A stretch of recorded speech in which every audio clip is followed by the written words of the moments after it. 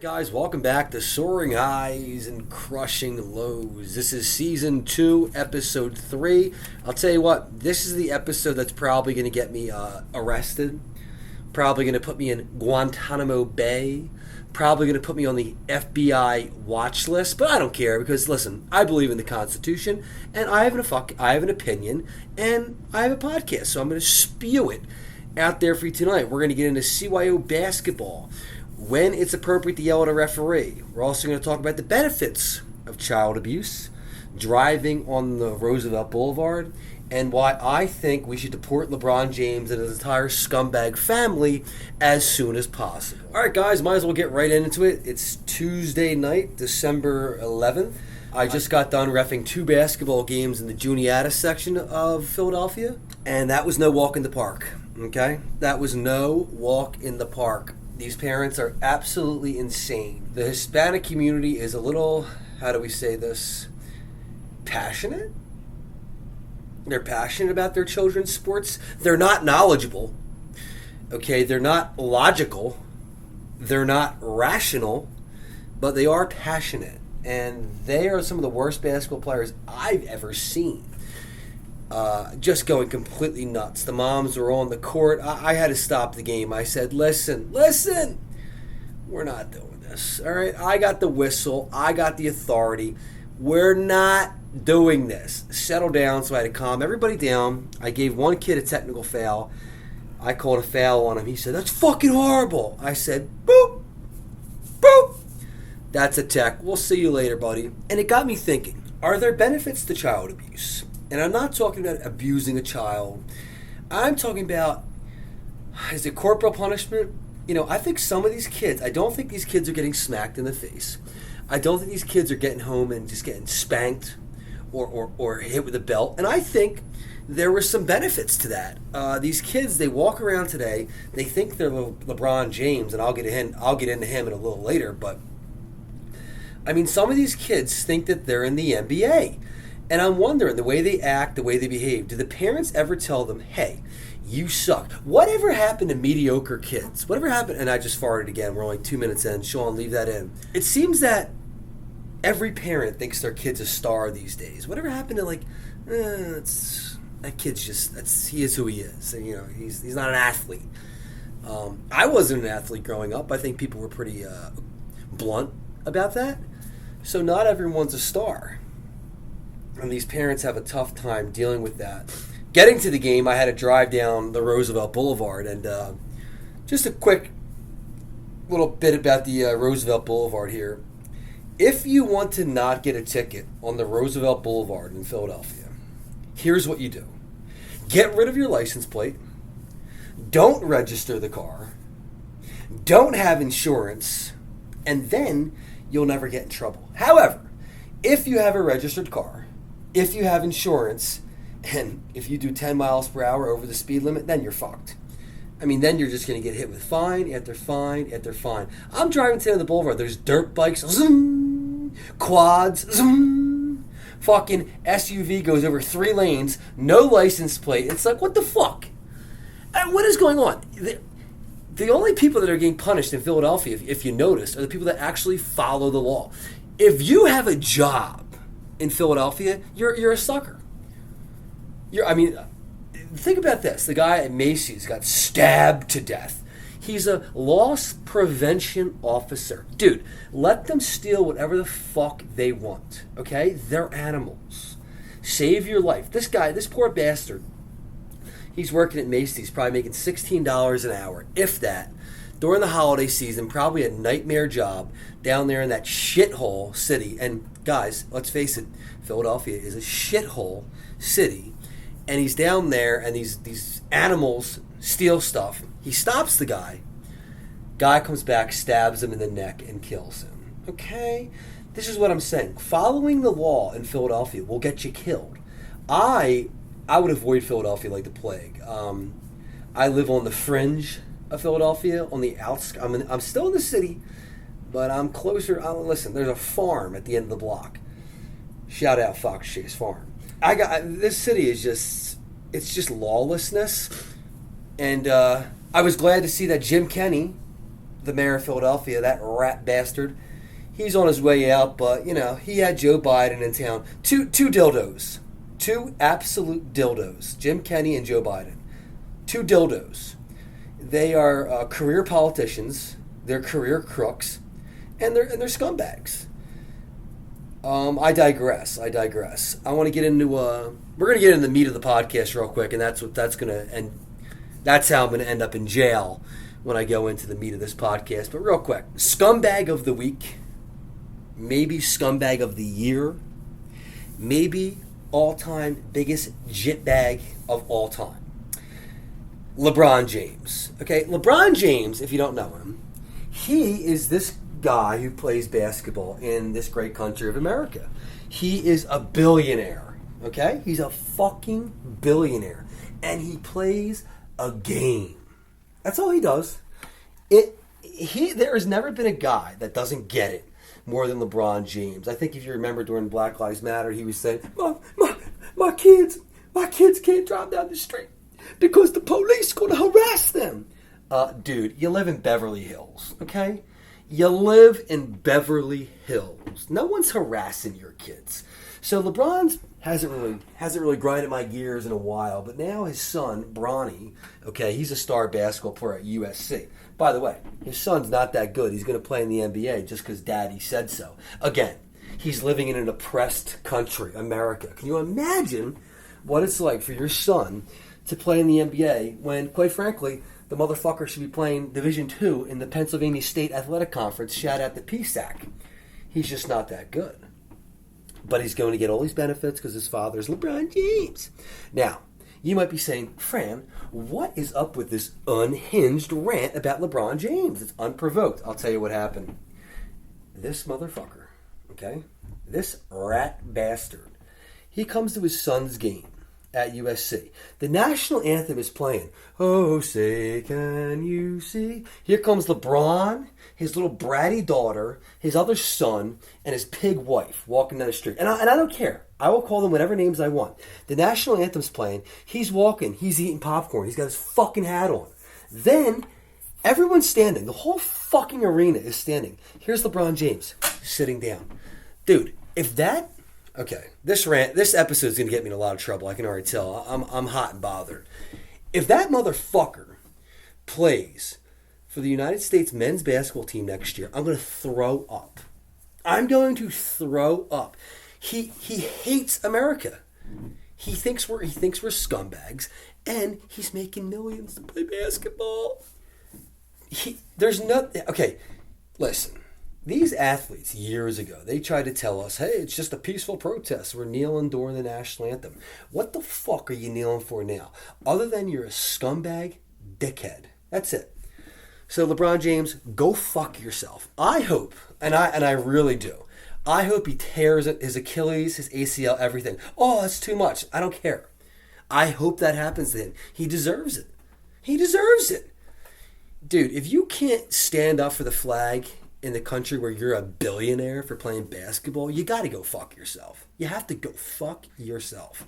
All right. If that rant didn't get me canceled, the next rant I'm going to go on for sure is going to get me canceled. And I think when I was growing up, guys, I was taught that in this country, everyone has their own opinions. This is how I was taught.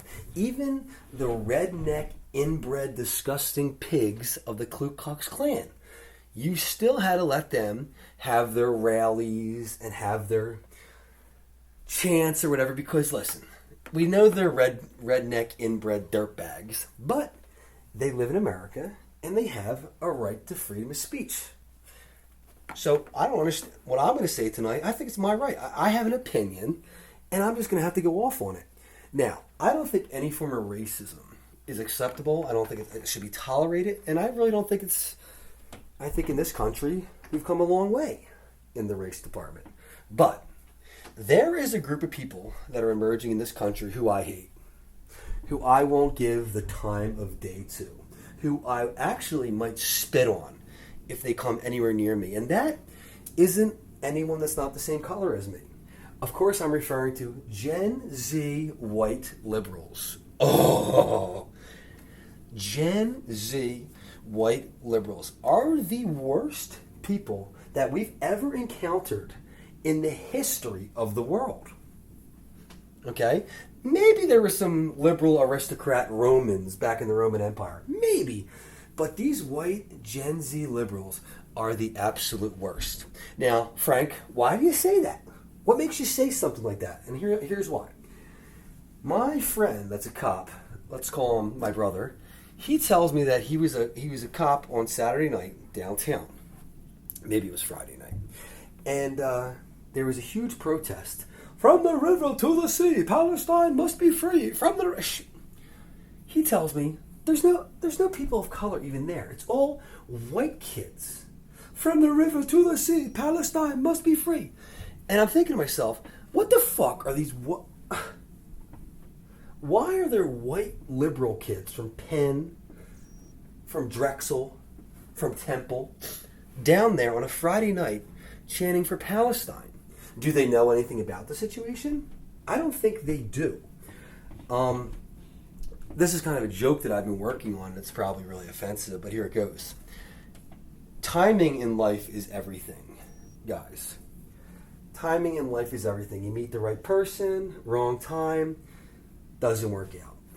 Timing is everything. So this had me thinking about my old friend Kanye West. Now, Kanye West, 2 years ago, I don't know if you guys remember this, he came out and basically said he hates the Jews. I'm paraphrasing there, but essentially he came out as an anti-Semite 2 years ago. And man, there was backlash. Oh, there was backlash. He lost his deal with Adidas. Kardashians were talking to him. It was a whole ordeal. That was 2 years ago. People couldn't believe it. Oh my God, can you believe Kanye? He hates the Jews. Kanye this, kind of. Now, it appears to me, and maybe I'm wrong, it seems that hating the Jews is all the fashion now. All the young kids are doing it. Especially the Ivy Leaguers. I mean, the woman at University of Penn, she basically said killing the Jews is okay, depending on the situation. These people are fucking sick in the head. And what's funny about that is, guys, what you got to understand about liberals is they're mental midgets. Okay, it's a mental disease. It's all about, and they're all rich. Have you ever noticed that?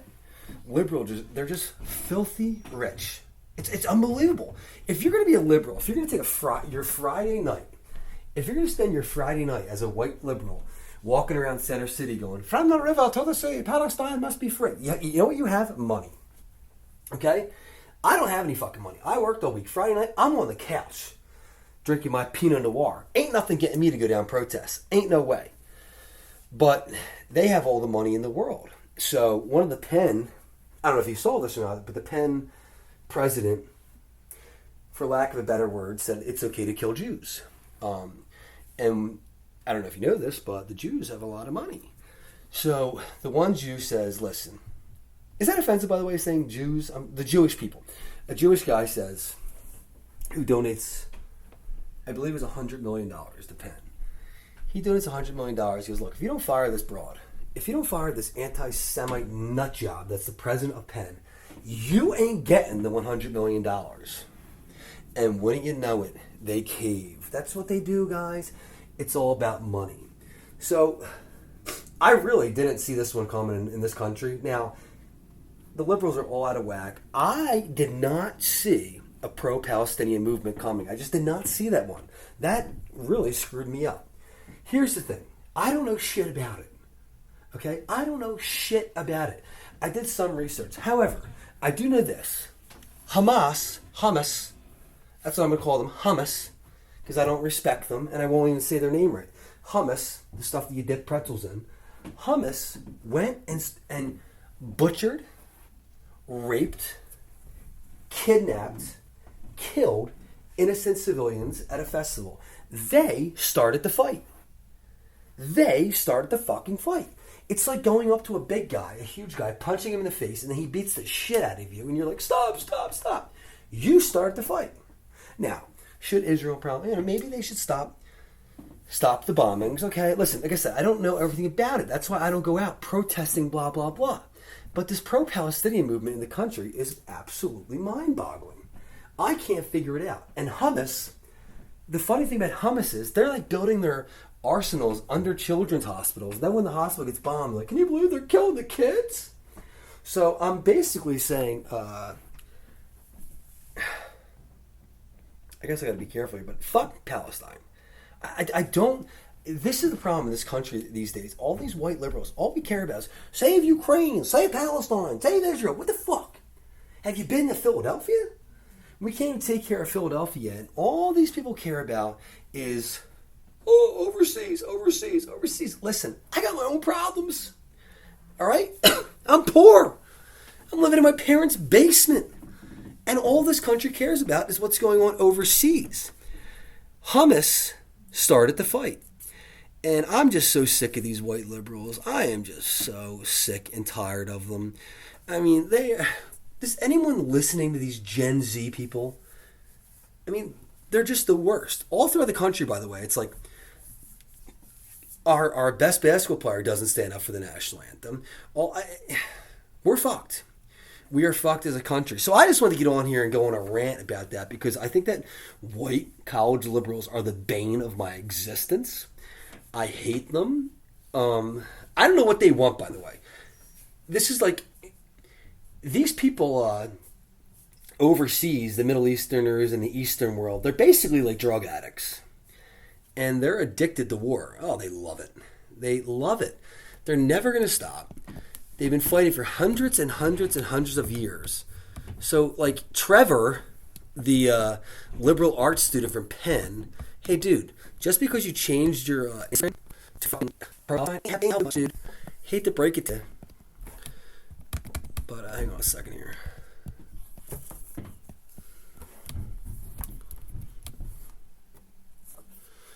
But yeah, my computer's taking a shit. Hey, if anyone wants to donate to Soaring Highs and Crushing Lows, we need a new computer and probably as a porn virus, we need a new computer and a new soundboard. So that would be nice. Hang on a second here.